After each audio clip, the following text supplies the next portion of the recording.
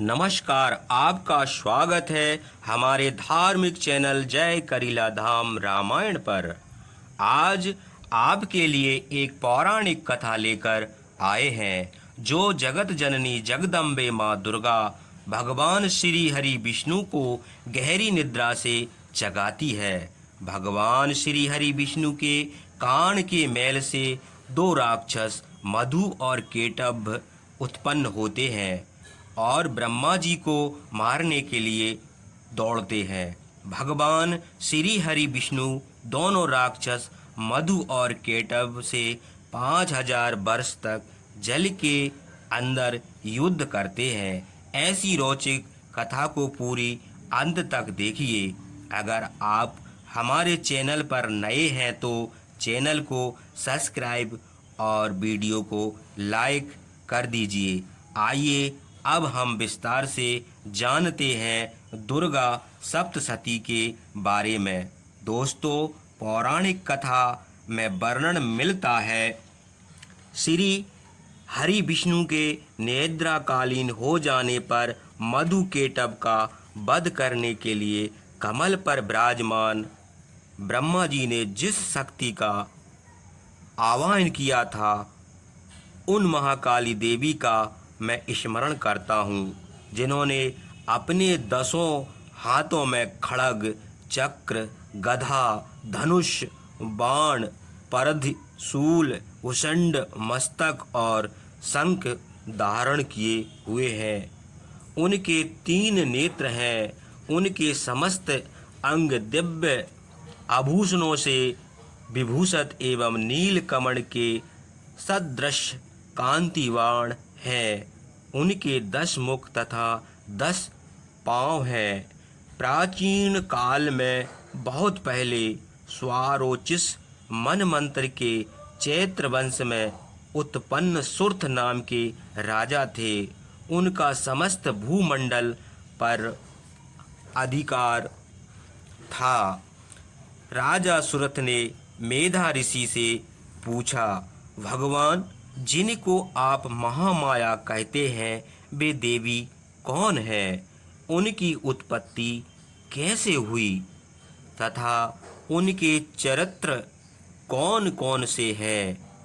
हे श्रेष्ठ महर्षि, उन देवी का जैसे प्रभाव हो, जैसा स्वरूप हो और जिस प्रकार उत्पत्ति हुई हो, वह सब मैं आपसे सुनना चाहता हूँ। ऋषि बोले, वास्तव में तो वे देवी नित्य स्वरूपा ही हैं। संपूर्ण जगत उन्हीं का स्वरूप है तथा देवी समस्त विश्व में व्याप्त हैं। तो भी उनका आविर्भाव अनेक प्रकार से होता है। वह तुम्हें सुनाता हूँ, सुनो। यद्यपि देवी नित्य और आजन्मा है, परंतु जब वह देवताओं के कार्य सिद्ध करने के लिए प्रकट होती हैं, उस समय वह नित्य होने पर भी उत्पन्ना कहलाती हैं। जब संपूर्ण संसार महाप्रलय के कारण जल में निमग्न हो रहा था और कल्प के अंत में भगवान विष्णु शेषनाग की सैया बिछाकर योग निद्रा का आश्रय लेकर सो रहे थे, तब उस समय उनके कानों के मैल से 2 भयंकर असुर मधु और केटभ उत्पन्न हुए। वे दोनों ब्रह्मा जी को मारने के लिए उद्यत हो गए। भगवान विष्णु के नाभि कमल में विराजमान प्रजापति ब्रह्मा जी ने जब उन दोनों भयानक असुरों को अपने पास आता और भगवान विष्णु को सोया हुआ देख, तब उन्होंने भगवान को जगाने के लिए एकाग्रचित होकर उनके नेत्रों में निवास करने वाली योग निद्रा की स्तुति करना आरंभ कर दिया। वह योग माया इस विश्व की आधीश्वरी, जगत को धारण करने वाली, संसार का पालन और संहार करने वाली तथा तेज स्वरूप भगवान विष्णु की अनुपम शक्ति है। उन्हीं भगवती योग निद्रा की भगवान ब्रह्मा इस प्रकार स्तुति करने लगे। ब्रह्मा जी ने कहा, हे देवी, तुम ही स्वाहा, तुम ही स्वधा और तुम ही वष्टकार हो। स्वर भी तुम्हारे स्वरूप हैं। तुम ही प्रदान करने वाली सुधा अमृत हो। नित्य अक्षर प्रणव ओम आकार उकार मकार इन तीनों मात्राओं के रूप में तुम ही स्थित हो तथा त्रमात्राओं के अतिरिक्त जो बिंदु रूपा नित्य अर्धमात्रा है जिसका विशेष रूप से उच्चारण नहीं किया जा सकता, वह भी तुम ही हो। हे माता, तुम ही संध्या हो। तुम ही सावित्री सूर्य पत्नी तथा विश्व को जन्म देने वाली ममतामयी माँ हो। इस संसार में आप ही ने सृष्टि की उत्पत्ति की है। तुम ही इस सृष्टि का निर्माण तथा पालन पोषण करने वाली हो तथा कल्प के अंत में तुम ही प्रलय का कारण भी हो, अर्थात प्रलय करते समय तुम ही संहार रूपा हो। इस प्रकार हे देवी, इस संसार की सत्ता असत्ता अर्थात उत्पत्ति स्थिति और विनाश सब कुछ तुम ही हो। तुम ही महाविद्या महामाया महामेघा यज्ञ रूप, तुम ही महास्मृति हो। तुम ही मोह स्वरूप हो। तुम ही महादेवी महासुरी हो। तुम ही तीनों गुणों सत रज तथा तम को उत्पन्न करने वाली तथा प्रकट करने वाली प्रकृति हो। हे देवी, आप ही भयंकर काल रात्रि महारात्रि और मोह रात्रि है। आप ही श्री ईश्वरी है। आप ही हिम और बोध स्वरूपा बुद्धि हो। माता, तुम्ही लज्जा पुष्टि तुष्टि शांति और क्षमा हो।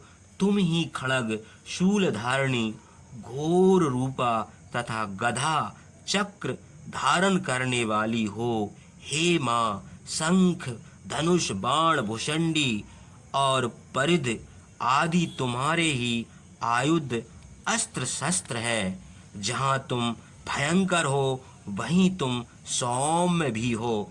तुम ही संसार के सभी सौम्य पदार्थ से कहीं अधिक सौम्य सुंदर हो एवं मोहक हो। हे परमेश्वरी, इस सकल संसार में जितने भी सत और असत पदार्थ हैं उन सब से परे रहने वाली पर और अपर से भी अतीत तुम ही हो। इन सभी वस्तुओं में जो शक्ति है वह भी तुम ही हो। ऐसी अवस्था में मैं आपकी क्या स्तुति की जा सकती है।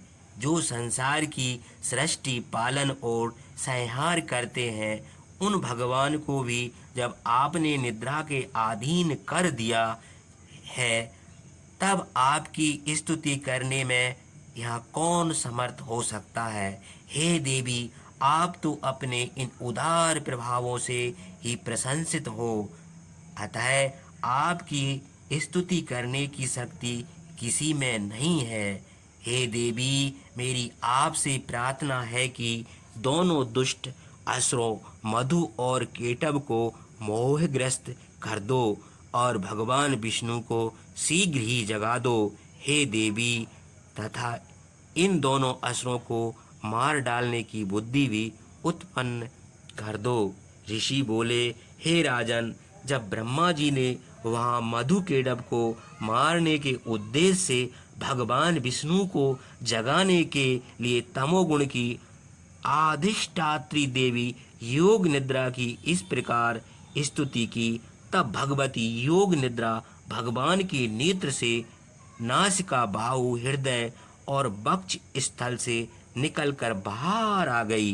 बाहर आकर वे अव्यक्त जन्मा ब्रह्मा की दृष्टि के सामने खड़ी हो गईं। योग निद्रा से मुक्त होने पर जगत के स्वामी भगवान विष्णु उस एकार्णव के जल में शेषनाग की सैया से जाग उठे। समुद्र में शेष सैया से उठने पर विष्णु नारायण ने मधु और केटभ नाम वाले प्रचंड पराक्रमी एवं दुष्ट बुद्धि दैत्यों को देखा। भगवान विष्णु ने देखा कि क्रोध से युक्त दोनों असुरों के नेत्र अंगारों के समान दहक रहे थे और वे ब्रह्मा जी को अपना ग्रास बनाने के लिए उनकी ओर लपक रहे थे।